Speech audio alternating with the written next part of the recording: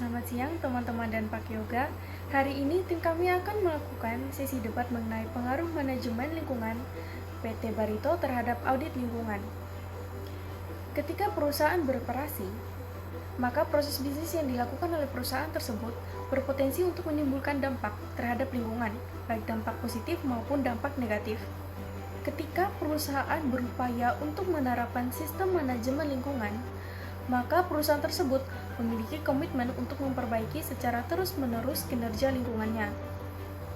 Dalam buku Accounting for the Environment, audit lingkungan merupakan suatu penilaian yang sistematis, objektif, dan didokumentasikan mengenai dampak dan aktivitas perusahaan terhadap lingkungan. Dalam hal ini, manajemen lingkungan merupakan suatu rangka komitmen yang dilakukan oleh perusahaan untuk memperbaiki kinerja lingkungannya. Sedangkan audit lingkungan adalah suatu alat untuk menilai suatu dampak dari aktivitas perusahaan terhadap lingkungan. Oleh karena itu, tim audit KAP Baik-Baik mengambil kesimpulan bahwa manajemen lingkungan yang dilakukan oleh PT Barito tidak berpengaruh terhadap audit lingkungan. Oke, kami dari tim kontra menyatakan bahwa manajemen lingkungan yang dilakukan oleh PT Barito tidak mempengaruhi audit lingkungan. Kami menyatakan hal ini karena dalam standar akuntansi keuangan maupun kode etik yang dikeluarkan oleh IAI itu tidak ada pembahasan mengenai audit lingkungan atau akuntansi lingkungan. Jadi, IAI sendiri tidak memiliki pedoman yang khusus untuk hal ini. Oleh karena itu, auditor eksternal tidak bertanggung jawab secara langsung. Yang kedua, manajemen lingkungan tidak mempengaruhi audit lingkungan karena hal utama yang penting dalam audit lingkungan bukan manajemen lingkungannya, tetapi hal yang penting adalah pelaksanaan SOP-nya dan pengelolaan limbah dan pemanfaatan proses daur ulang. Selain itu adalah cepat tanggap dari perusahaan untuk menangani masalah lingkungan ini. Jadi bukan manajemen lingkungannya yang mempengaruhi, tetapi ada 4 aspek pokok yang digunakan untuk mengaudit lingkungan hidup perusahaan. 4 aspek ini adalah remedial cost atau cost recovery, aset impairment atau kerusakan aset, kewajiban kontingensi, dan upaya apa saja yang sudah dilakukan oleh perusahaan. Nah, berikutnya, manajemen lingkungan tidak mempengaruhi audit lingkungan karena audit lingkungan itu adalah salah satu cara yang ditempuh agar manajemen dapat menilai operasi produksi perusahaan sehingga dapat memenuhi regulasi pemerintah yang berkaitan dengan lingkungan. Nah, berdasarkan oleh pengertian ini, audit lingkungan kita ini dapat mengetahui bahwa manajemen lingkungan yang dapat dipengaruhi oleh audit lingkungan, bukan sebaliknya, bukan malah manajemen lingkungan yang mempengaruhi audit lingkungan. Jadi seperti itu. Ya, selanjutnya saya akan menjelaskan 4 aspek yang saya sebutkan tadi. Yang pertama adalah cost recovery atau remedial cost atau biaya perbaikan. Jadi, perhatian auditor dalam mencermati aspek ini harus difokuskan oleh beberapa besar biaya yang dikeluarkan oleh perusahaan untuk menangani masalah lingkungan ini. Jadi, contoh cost recovery itu adalah biaya perbaikan terhadap kerusakan air, udara, atau tanah yang mencemari lingkungan dan makhluk hidup di sekitarnya. Yang berikutnya adalah aset impairment atau kerusakan aset. Nah, pada aspek ini, auditor itu dapat mengidentifikasi bentuk pengurangan aset perusahaan secara depresi yang dijadikan acuan tingkat kepedulian perusahaan terhadap lingkungan hidup. Nah, yang ketiga itu adalah kewajiban kontingensi. Jadi, pada aspek ini, auditor diarahkan untuk mengetahui apakah ada kewajiban-kewajiban kontingensi yang berhubungan dengan biaya perbaikan akibat kontaminasi lingkungan yang disebabkan oleh aktivitas perusahaan. Yang keempat adalah upaya-upaya apa saja yang sudah dilakukan oleh perusahaan. Jadi pada aspek ini, auditor itu menilai mengenai keseriusan perusahaan dalam menangani masalah lingkungan hidup yang telah disebabkan oleh aktivitas perusahaan. Jadi menurut kelompok kami itu 4 hal ini yang mempengaruhi audit lingkungannya, bukan manajemen lingkungannya yang sudah dilakukan oleh perusahaan. Ya, di sini saya akan menjawab pertanyaan dari kelompok 1. Pertanyaan pertama, bagaimana sertifikasi ISO 14001 tentang EMS di Indonesia diterapkan? Apakah hanya wajib untuk BUMN saja, ataukah juga untuk perusahaan swasta? Ya, jadi penerapan ISO 14001 di Indonesia cukup baik ya. Kenapa? Karena ISO 14001 memiliki berbagai macam manfaat. Di sini saya hanya akan menyebutkan 2 manfaat saja. Yang pertama untuk mengurangi biaya. Karena ISO ini menuntut komitmen perbaikan terus-menerus, maka penetapan objektif dari perbaikan tersebut akan membantu mendorong penggunaan bahan mentah yang lebih efisien sehingga biaya bisa dikurangi. Yang kedua, untuk mengatur kepatuhan terhadap hukum. Sertifikasi ISO 14001 bisa membantu perusahaan dengan cara mengurangi upaya yang dibutuhkan untuk mengatur kepatuhan hukum dan dalam manajemen risiko-risiko lingkungan yang dilakukan oleh perusahaan. Nah, kemudian apakah wajib untuk BUMN saja? Enggak. Penerapan ISO 14001 itu nggak hanya untuk BUMN saja, tapi juga untuk perusahaan swasta. Kenapa? Karena baik BUMN maupun perusahaan swasta itu merupakan badan usaha yang memiliki sistem manajemennya masing-masing. Pertanyaan kedua, bagaimana auditor lingkungan mengatakan perusahaan tersebut taat atau telah menerapkan CSR yang baik? Mengingat ukuran yang dipakai bukanlah angka metrik atau seperti audit atas laporan keuangan yang ada angka salvasi material dan sebagainya. Nah, jadi auditor itu dalam melakukan audit harus menerapkan tahapan audit untuk menilai apakah manajemen lingkungan suatu perusahaan itu baik atau buruk. Nah, tahapan auditnya ada 3. Yang pertama, aktivitas praudit yang terdiri dari pemilihan tata letak audit, mendefinisikan ruang lingkup audit, dan kemudian ada aktivitas audit di tempat aktual, ada 5 tahapan seperti kayak pertemuan pendahuluan, pemeriksaan lapangan, pengumpulan data, pengujian, dan evaluasi hasil temuan. Yang ketiga adalah aktivitas pasca audit, yaitu dia menyusun laporan hasil audit lingkungan. Nah, pertanyaan yang ketiga adalah ketika terdapat keterbatasan biaya dan sumber daya bagi suatu entitas untuk melaksanakan pengolahan limbah atau pelestarian lingkungan, hal apa saja yang dapat dilakukan untuk meminimalisir dampak yang dapat ditimbulkan? Nah, apabila terdapat keterbatasan biaya dan sumber daya, suatu entitas bisa membuat perencanaan pengolahan limbah sebelum melakukan survei dan penilaian limbah agar dalam pelaksanaannya efisien menggunakan sumber daya dan biaya yang tersedia. Tentu saja ini berbeda untuk setiap industri, tetapi hal yang umum dilakukan adalah reduce, reuse, dan recycle untuk mengurangi dampak negatif bagi lingkungan dan masyarakat. Selain itu, entitas juga dapat mengerahkan masyarakat sekitar dan memberikan sosialisasi untuk melakukan pengolahan limbah. Pertanyaan nomor 4. Audit lingkungan dapat dibagi menjadi 2 macam, yaitu lingkungan internal dan eksternal. Menurut kelompok kalian, manakah yang lebih penting dan mengapa?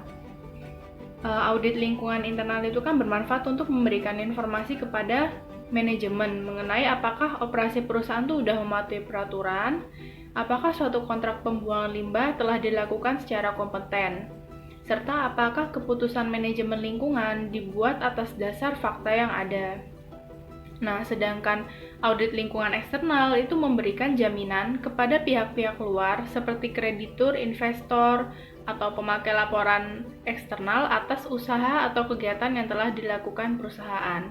Nah, di sini kan intinya bedanya informasi yang akan diberikan auditor lingkungan itu kan ditujukan kepada siapa. Sama-sama penting sih, dan tujuan mereka berbeda. Dan kedua pengguna, baik manajemen maupun pihak-pihak luar tadi, itu sama-sama membutuhkan informasi dari auditor.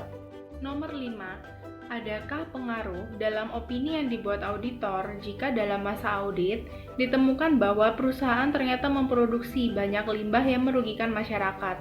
Jika iya, apakah ada perbedaan perlakuan jika perusahaan sebelumnya sudah menyatakan dan memberikan kompensasi terkait adanya limbah tersebut? Seharusnya berpengaruh karena opini terkait masalah ini antara yang auditor temukan dan yang perusahaan itu sudah menyatakan sendiri itu pasti berbeda. Apalagi perusahaan sudah memberikan kompensasi.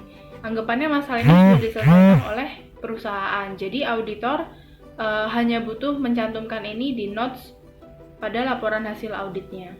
Pertanyaan nomor 6. Apakah dalam mengaudit lingkungan auditor juga memeriksa mulai dari prevention dan detection yang dilakukan perusahaan? Kalau auditor eksternal tentu saja tidak akan membahas ini. Namun mungkin itu dapat dilakukan oleh audit internal, karena tujuan audit internal adalah untuk membantu pimpinan perusahaan atau yang kita sebut dengan manajemen dalam melaksanakan tanggung jawabnya dengan memeriksa analisa, penilaian, saran, dan komentar mengenai kegiatan yang diaudit. Pertanyaan nomor 7, mengenai kasus PT Barito, menurut kalian sebagai auditor, apa rekomendasi yang akan kalian berikan dan tindakan lanjutan hasil audit yang akan kalian berikan? Rekomendasi yang pertama, sebaiknya manajemen menanggapi persoalan limbah kayu ini sebagai sesuatu yang lebih mendesak. Karena persoalan ini tuh berhubungan dengan kelangsungan akreditasi ISO 14001. Untuk rekomendasi yang kedua, saluran air permukaan di lokasi pabrik diketahui memiliki kotoran dan lapisan berminyak di beberapa tempat. Saluran-saluran ini langsung terhubung ke Sungai Barito dan sering terjadi kebanjiran juga. Di mana saluran ini ditutup, penutup betonnya harus diperbaiki pastinya. Dan langkah-langkah lanjutan harus diambil untuk menjamin bahwa saluran-saluran ini tidak tercemar. Jika terdapat polusi di saluran-saluran ini, air limbah harus dipindah dan diolah di pusat pengolahan air limbah. Rekomendasi yang ketiga, kami merekomendasikan agar pengawasan debu dilaksanakan dengan mengimplementasikan prosedur-prosedur pengurangan emisi debu di udara. Lalu rekomendasi yang keempat, pengawasan kualitas udara harus dilaksanakan dan hasilnya ditindaklanjuti seperti yang ditentukan dengan mengurangi jumlah bahan kimia yang dilepaskan ke udara, seperti salah satunya adalah formalin. Pertanyaan nomor 8. Menurut kalian, kenapa sih PT Barito masih belum bisa menyelesaikan perbaikan lingkungan padahal telah menerima akreditasi ISO 14001? Sebenarnya PT Barito sendiri kan selalu melakukan audit internal untuk menjamin environmental management sistemnya itu sudah diimplementasikan secara efektif. Akan tetapi, memang laporan bukti yang dikirim oleh Departemen Lingkungan menunjukkan bahwa kegiatan manajemen itu masih kurang bagus. Intinya manajemen tuh masih kurang mengawasi kegiatannya dan make sure semua itu sudah berjalan dengan efektif dan sesuai dengan plan. Pertanyaan nomor 8. Menurut kalian kenapa sih PT Barito masih belum bisa menyelesaikan perbaikan lingkungan padahal telah menerima akreditasi ISO 14001? Sebenarnya PT Barito sendiri kan selalu melakukan audit internal untuk menjamin environmental management sistemnya itu sudah diimplementasikan secara efektif. Akan tetapi, memang laporan bukti yang dikirim oleh Departemen Lingkungan menunjukkan bahwa kegiatan manajemen itu masih kurang bagus. Intinya manajemen tuh masih kurang mengawasi kegiatannya dan make sure semua itu sudah berjalan dengan efektif dan sesuai dengan plan. Terlepas dari akreditasi ISO 14001 yang diterima PT Barito, hukuman apa yang seharusnya diberikan karena belum menyelesaikan masalah lingkungan yang ada? Di sini auditor tidak berhak memberi hukuman. Auditor hanya berperan sebagai pemeriksa dan memberi rekomendasi. Entah diikuti atau tidak, itu sudah ada di luar kendali auditor. Hukuman mungkin akan diberikan dari warga yang ada di sekitar PT Barito karena merasa lingkungannya tercemar. Pertanyaan nomor 10. Bagaimanakah secara garis besar mekanisme audit lingkungan?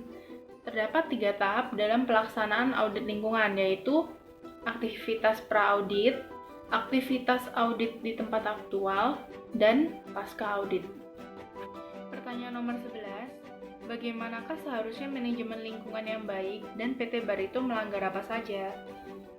Agar audit lingkungan dapat berlangsung dengan efektif, ada 5 elemen yang harus diperhatikan. Yang pertama, diperlukan komitmen dari perusahaan itu agar mau terbuka dan jujur dalam memberikan data.